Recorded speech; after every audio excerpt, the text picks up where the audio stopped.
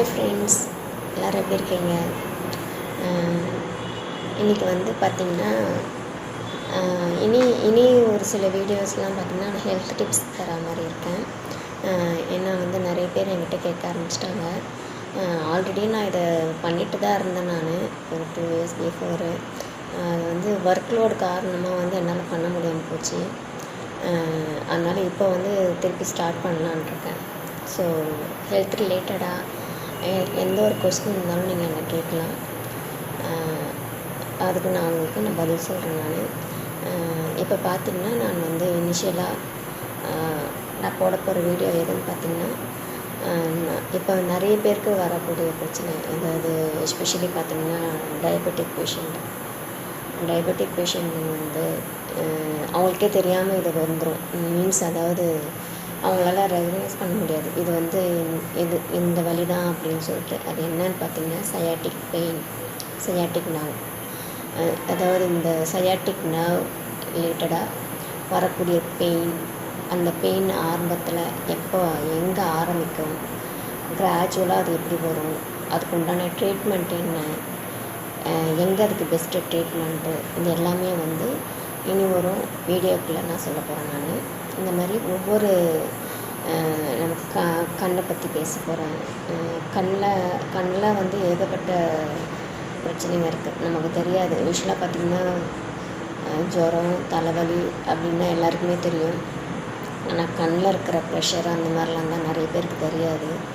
So I ரிலேட்டடாக நிறைய video போட போகிறேன், அதையும் பாருங்கள். இனிஷியலாக வந்து சயாட்டிக் பெயின் பற்றி நான் நெக்ஸ்ட் வீடியோவில் சொல்ல போகிறேன். இது நாள் வரைக்கும் என்னோடய சேனலை சப்ஸ்கிரைப் பண்ண எல்லா சப்ஸ்கிரைபருக்கும் ரொம்ப ரொம்ப ரொம்ப மனமார்ந்த நன்றி.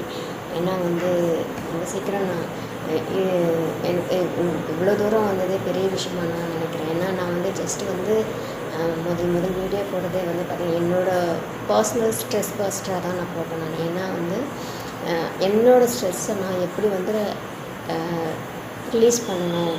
ஒரு ஆஸ் அ உமனாக பார்த்திங்கன்னா எல்லாருக்குமே வந்து ஒரு ஸ்ட்ரெஸ் வந்து ரிலீஃப் பண்ணக்கூடிய ஒரு ஏரியா இருக்கும். அந்த மாதிரி தான் வந்து நான் வந்து பாட்டு பாடிட்டுருந்தேன். பிகாஸ் எனக்குள்ளே இந்த ஸ்ட்ரெஸ்ஸு வந்து அது வந்து ரிலாக்ஸ் பண்ணிச்சு.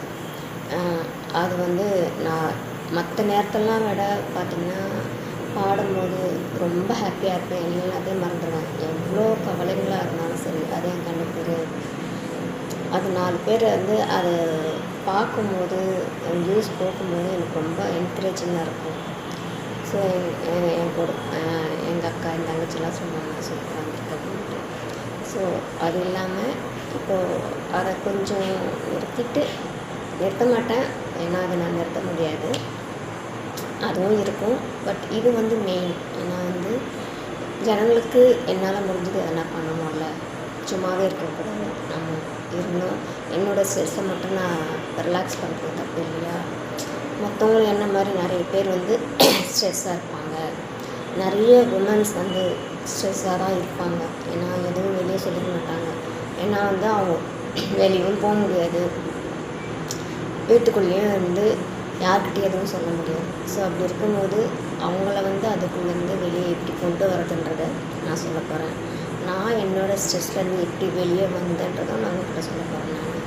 ஐ ஹேவ் லாட் ஆஃப் ஸ்ட்ரெஸ் சரிங்களா? ஸோ இனி ஒரு வீடியோவில் நம்ம எல்லாத்தையும் பார்க்கலாம்.